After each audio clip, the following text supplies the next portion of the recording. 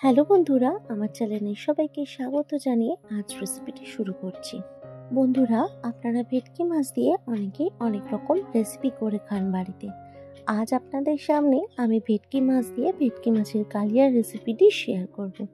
বন্ধুরা, এই রেসিপিটি একবার আপনারা বানিয়ে দেখবেন, খেতে দারুণ হয়।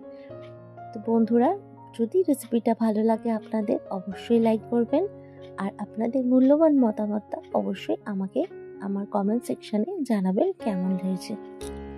বন্ধুরা, অনেক ভালোবাসা নিয়ে আমার এই চ্যানেলটি এগিয়ে যাওয়ার জন্য সাহায্য করবেন। রেসিপিটা যদি ভালো লাগে আপনাদের অবশ্যই সাবস্ক্রাইব করে আমার পাশে থাকবেন। তাহলে আজকে দেখে নিই রেসিপিটা, ভেটকি মাছের কালিয়া কিভাবে আমি বানালাম সেটাই আপনাদেরকে আজকে শেয়ার করে দেখাবো। আমি বাজার থেকে গোটা ভেটকি আজকে আমি কেটে নিয়েছিলাম। মাছগুলোকে ভালোভাবে কেটে নিয়ে এসেছি এবং বাড়িতে নিয়ে এসে ভালোভাবে ধুয়ে নিয়েছি। ধুয়ে আমি নুন হলুদ মাখিয়ে রেখে দিয়েছিলাম কিছুক্ষণের জন্য। আমি এই রেসিপিটা করার জন্য লম্বা লম্বা করে আলু কেটে নিয়েছি। আলুটা আমি সিদ্ধ করে সাইড করে রেখেছি।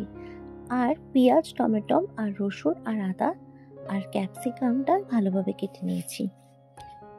এবার মাছগুলো ভাজার জন্য আমি কড়াই তেল দিয়ে দিয়েছি। তেলটা একটু গরম করে নেব ভালো করে। বন্ধুরা, তেলটা ভালোই গরম হয়ে গেছে। এবার আমি মাছগুলো এক এক করে ভেজে নেব। বন্ধুরা, মাছগুলো খুব বেশি কড়া করে ভাজার দরকার নেই, যেহেতু টাটকা মাছ, তাই হালকা একটু ভাজলেই হয়ে যাবে। সব মাছগুলো আমি এভাবে ভালোভাবে হালকা করে ভেজে নিয়েছি। মাছগুলো তুলে নিয়েছি। ওই তেলে আমি গোটা গরম মশলা দিয়ে দিয়েছি। এবারে যে পেঁয়াজ, আদা, রসুনটা আমি কেটে রেখেছিলাম সেটা পেস্ট করে নিয়েছি, সেটা তেলের ওপর দিয়ে দেবো। বন্ধুরা, ভালোভাবে মশলাটাকে কষিয়ে নিতে হবে যতক্ষণ না আদা, পেঁয়াজ, রসুনের গন্ধটা কেটে যায়, কাঁচা গন্ধটা, আর মশলা থেকে ভালোভাবে তেল বেরোয়, ততক্ষণ ভালোভাবে মশলাটা কষিয়ে নিতে হবে। এবার মশলার মধ্যে আমি কিছু মশলা অ্যাড করছি। প্রথমে নিয়ে নিলাম 1 চামচ নুন, আর 1 চামচ মতো হলুদ গুঁড়ো, 1 চামচ মতো কাশ্মীরি লঙ্কার গুঁড়ো। সব উপকরণগুলোকে ভালোভাবে কষিয়ে নেব।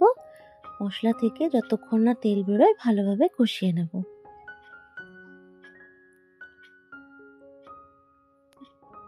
দেখুন বন্ধুরা, মশলা থেকে অনেকটাই তেল বেরিয়ে এসছে। এরপর আমি ফেটানো দই দিয়ে দিলাম। দইয়ের সাথে মশলাটা আবারও ভালোভাবে কষে নেব। বন্ধুরা, এই সময় গ্যাসের ফ্লেমটা লো করে রাখবেন। দই যেহেতু মশলাটা পুড়ে যেতে পারে, তাই গ্যাসের ফ্লেমটা লো করে আমি মশলাটা আবারও কষিয়ে নিয়েছি।